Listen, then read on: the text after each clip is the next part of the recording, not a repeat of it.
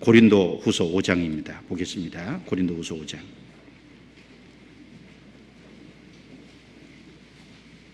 고린도후서 5장 7절입니다.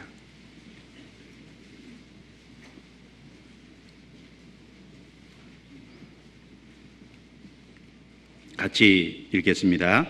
이는 우리가 믿음으로 행하고 보는 것으로 하지 아니함이로라. 자, 보는 것으로 하지 아니함이로라. 보는 것으로 행하는 건 믿음이 아니라는 말이죠. 우리는 보이지 않는 하나님을 의지하고, 그리고 하나님께서 약속하신 그 말씀 아직 이루어지지 않았죠. 그러나 그 말씀을 붙잡고 그 말씀을 신뢰하는 것이 믿음입니다. 그래서 우리는 믿음이 연약하다는 걸 인정하고 믿음이 자라야 될 거예요. 그래서 데살로니가 후서 1장 3절에 보면 너희 믿음이 더욱 자라고 그랬죠. 구원을 받았지만 하나님을 의지하는 믿음이 더 성숙해질 수 있도록 하나님께 기도하는 게 바를 겁니다. 마태복음, 마가복음 9장에 보면은 외아들을 둔 어떤 사람이 나오죠. 그런데 이 외아들이 귀신이 들린 거예요. 어릴 적부터. 그래서 귀신이 이 아들을 잡고 물과 불에 자주 던졌습니다. 예수님의 제자들에게 데려갔더니 제자들이 못 고쳤어요. 예수님에게 데려왔습니다. 예수님에게 말을 하기를, 주여 무엇을 할 수 있거든 우리를 불쌍히 여기소서. 예수님께서 할 수 있거든이 무슨 말이냐, 믿는 자에게는 능치 못할 일이 없느니라. 그 아버지가 뭐라 그랬죠? 내가 믿나이다. 나의 믿음 없는 것을 도와주소서. 그렇게 기도했죠. 내가 믿습니다. 나의 믿음 없는 것을 도와주소서. 그래서 우리가 더욱 그런 기도가 바르지 않을까. 내가 믿나이다. 나의 믿음 없는 것을 도와주소서. 정말 원망해야 될 상황에 하나님을 의지하고 믿고 기다릴 수 있으려면 믿음이 필요하잖아요. 그래서 그 믿음을 성숙해지기 위해서 기도하는 것이 바람직할 겁니다. 그리고 모세는 여호와께 부르짖었더니 그 부르짖을 때 하나님께서 동시에 해결책을 줬었잖아요. 부르짖을 때 하나님이 한 나무를 지시해 주셨고, 그리고 그 나무를 던지니까 물이 달아졌다 그랬습니다. 쓴물이 마시지 못할 물이 단물로 먹을 수 있는 물이 된 거예요. 하나님께서 치료해 주셨죠. 자, 여기서 우리가 또 하나 발견할 수 있는 것이 기도는 모든 문제를 해결하는 출발점이라는 겁니다. 부르짖는 것에 답이 있는 겁니다. 우리가 어려운 문제가 있느냐, 구원받고 난 이후에 어려운 문제가 있으면 주님 앞에 나아가서 주님께 펼쳐놓고 주님께 먼저 부르짖는 것이 그 정상이잖아요. 부르짖을 때 주님은 해답을 주십니다. 형제 자매님들이 어려운 문제를 이렇게 나열할 때 어떻게 대답하세요? 어떤 분은 기도라도 해보세요 이렇게 대답하는데, 사실 기도라도 해보세요 그 말은 틀린 말입니다. 왜 틀렸어요? 이것저것 하다가 안 되니까 기도라도 해보세요 이런 식으로 들리잖아요. 기도는 최종적으로 하는 것이 아니잖아요. 기도는 모든 문제를 해결하는 출발점이라니까요. 먼저 기도해 보세요. 그리고 기도하세요. 그것이 답입니다.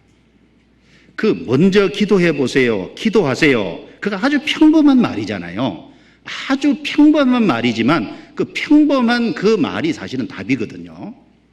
우리 삶에 어떤 문제가 있고 어떤 어려움이 있을 때 우리가 하나님께 나가서 펼쳐놓고 먼저 기도한다면 하나님은 바로 출애굽기 15장에 쓴물을 달게 바꿔준 것처럼 하나님은 문제를 해결해 주실 것이 틀림없을 겁니다. 기도는 그리스도인에게 준 최고의 특권 아닙니까? 그런데 기도해야 될 사람이 기도하지 않으면 안 되지 않습니까? 요한복음 14장 찾아보겠습니다. 요한복음 14장.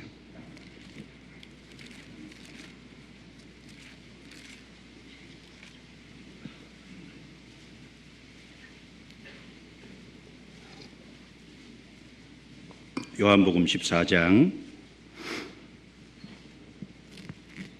13절 14절입니다. 13절 14절 같이 읽겠습니다.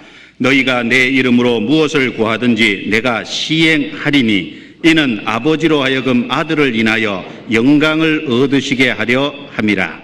내 이름으로 무엇이든지 내게 구하면 내가 시행하리라. 자, 여기 내 이름으로 무엇을 구하든지 내가 시행하리니, 내가 시행하리라. 주님의 이름으로 무엇을 구하든지 주님은 시행하겠다고 약속해 주셨습니다. 주님이 그것을 이루시겠다고 약속을 해 주셨어요. 자, 이 주님의 이름으로 구한다는 말씀은 주님의 공로를 의지하고 구한다는 말씀도 되고, 주님의 이름으로 무엇을 구한다고 할 때 주님의 이름으로 무엇을 구하겠어요? 주님의 뜻에 맞는, 주님께 영광을 돌릴 수 있는 그것을 기도하겠죠. 그러면 주님께서 시행하리라고 약속해 줬습니다. 기도는 그리스도인에게 주어진 특권이잖아요. 어떤 돈 많은 부자가 어떤 사람에게 자기의 이름이 서명이 된, 날인이 된 백지수표를 위임했다고 칩시다. 자, 거기다가 얼마를 쓰든지 거기 써가지고 은행에 가서 제출하시면 돈을 줄 겁니다. 마음대로 쓰세요. 이렇게 위임했다면 그 사람 그거 가지고 찢어버릴까요? 귀하게 쓸까요? 쓰겠죠. 하나님은 내 이름으로 구하는 것은 내가 다 시행하겠다. 그 말씀이 뭡니까? 마치 예수님의 이름이 날인된 백지수표를 우리에게 위임한 거나 마찬가지거든요. 주님의 이름이 거기 날인돼 있잖아요. 그리고 거기다가 뭔가 써서 하면은 주님께서 시행하리라고 말씀했습니다. 그런데 그걸 안 하면, 주님이 그걸 하겠다고 약속했는데 안 하면 손해보고 있는 거잖아요.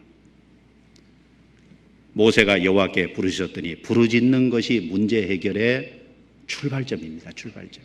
빌립보서 4장 6절 7절에 아무것도 염려하지 말고 오직 모든 일에 기도와 간구로 너희 구할 것을 감사함으로 하나님께 아뢰라.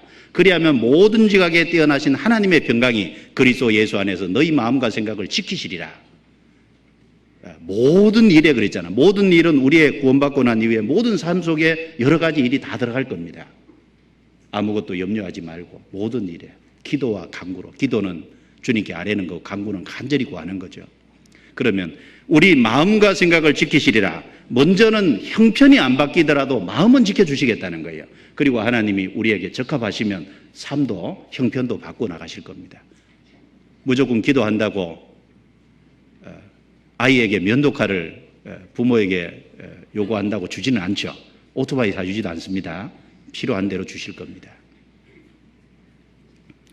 그래서 기도가 승리하는 삶을 산다는 중요한 교훈이 기도로 말미암아 승리한다는 것을 보여준 대표적인 모형이 출애굽기 17장의 아말렉과의 전투 중에서 하나님이 보여주셨잖아요.